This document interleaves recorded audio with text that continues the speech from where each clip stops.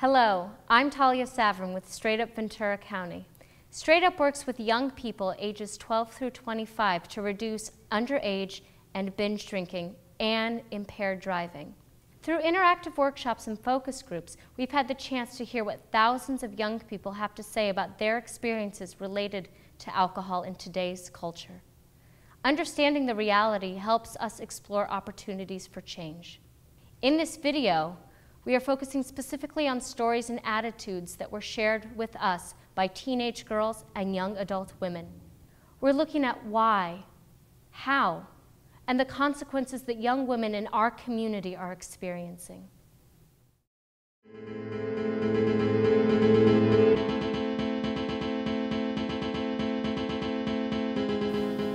Getting drunk's a way to deal with stress. I mean, I have enough pressure for getting good grades in school, getting into a good college, and having a job. Sometimes I just want to have fun and let loose. Even the good kids are doing it now. We have enough pressure on us. I mean, who wants more stress than being the one that's not drinking? It's not like they'll care if I'm drinking or not. It's just that I'm not part of the fun. Who really wants to just sit around while everyone's having a good time? And if I don't go to the parties, I feel totally left out. It'd mean not having a social life. We know what we do when we're drunk is pretty stupid and dangerous, but that doesn't stop us. At that point, I felt alone in my world, so my temptation for alcohol or any substance was at its greatest high. We usually have a designated driver, but that doesn't mean the person doesn't drink. I've been at parties where people have never been so drunk, and they've had their car keys in their hands. Sometimes a designated driver is just the person that drives the best drunk. I actually drive better when I'm stoned. A girl can get into a bar easily, and she can drink all night without buying anything for herself.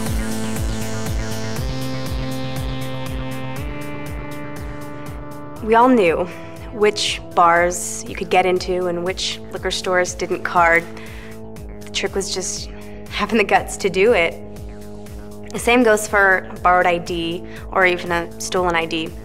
My borrowed ID came from a girl that didn't even look like me. I probably used it 100 times and I never got caught. And drinking and dancing, going out with the girls, I looked forward to it all week. But, you know, even though we got drunk, we looked out for each other. By the time I was 21, I was a regular on the bar scene. But, chatting up a few nice guys, it was getting old. Drinking just to get drunk wasn't as thrilling anymore. They knew what we were up to. Getting free drinks. Seems kind of stupid now. But the more I got drunk, you know, when I walked around the bars with an innocent look on my face looking for drinks, I got kind of careless, and even the friends who were supposed to be looking out for me, they got sloppy sometimes. You know, soon I'd be getting rides home from total strangers, waking up in strange places. But I was one of the lucky ones. The worst I ever had to endure was, you know, a few awkward mornings, horrible hangovers. But it could have been so much worse.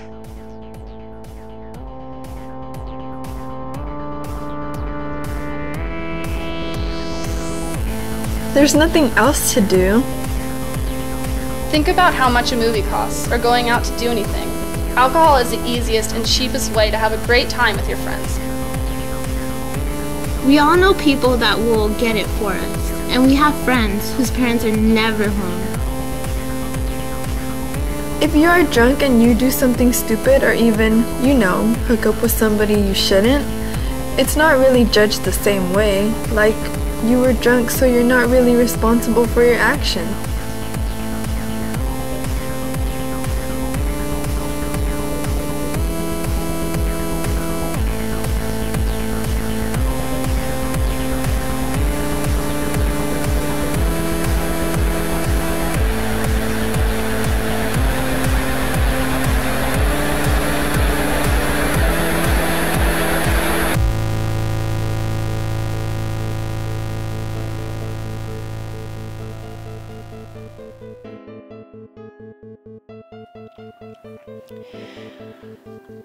When I was 15, I went to a party, and I didn't tell my mom. I told her I was spending the night at a friend's house. I didn't know very many people at the party. I figured they were all friends of friends, and I drank a lot because I wanted to get drunk. And I lost all the drinking games, so I drank more and more, and the next morning I woke up and it was really early, still dark out, and I went to the downstairs bathroom and I looked in the mirror and I knew something terrible had happened. My face was all swollen and my body was covered with bruises,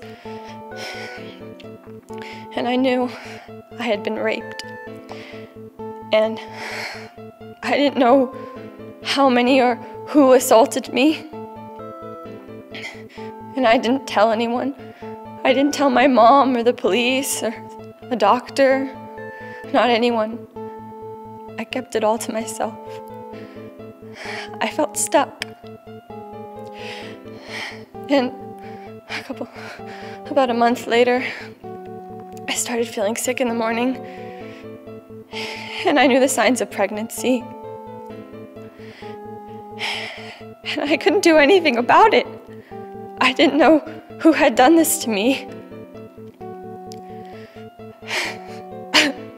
I wish I could go back and tell my younger self that things would get better and that my family problems would go away and that it wasn't that important. Just because everyone else was doing it didn't mean I had to.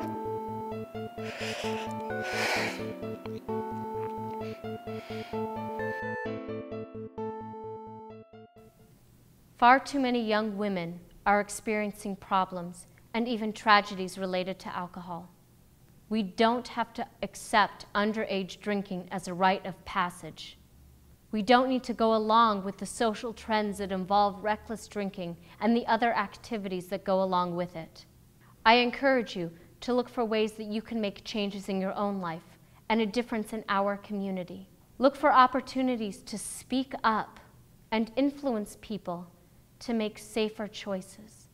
Visit the Straight Up website for our suggestions for both personal and social change related to alcohol use.